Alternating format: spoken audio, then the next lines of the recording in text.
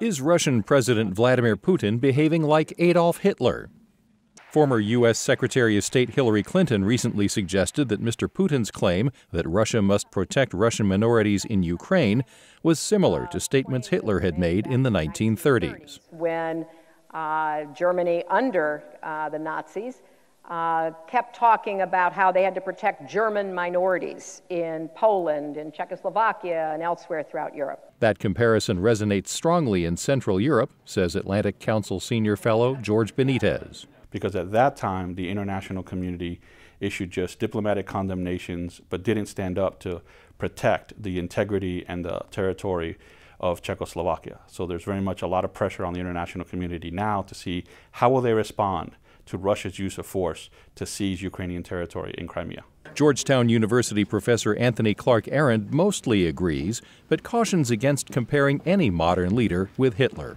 If we accept the fact that, okay, he's like Hitler, then that's going to say to us that we have to respond as we responded to Hitler. We have to act as we acted in World War II, and that's not the case here.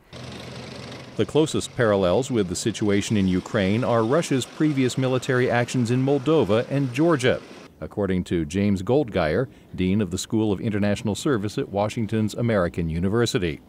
He says the Russians have removed a part of Ukraine's territory from the control of the central government in Kiev. And this is a highly destabilizing situation for Ukraine, and it makes it difficult for Ukraine to pursue a pro-Western course, just as their actions in Georgia and Moldova have made it difficult for those countries. Anthony Clark Arend believes Mr. Putin was more concerned with what he saw as unrest on his border. I don't think that Putin wanted any of this. I don't think that he wanted to destabilize Ukraine. I think rather he saw things moving in a way and felt we got to act before things get worse.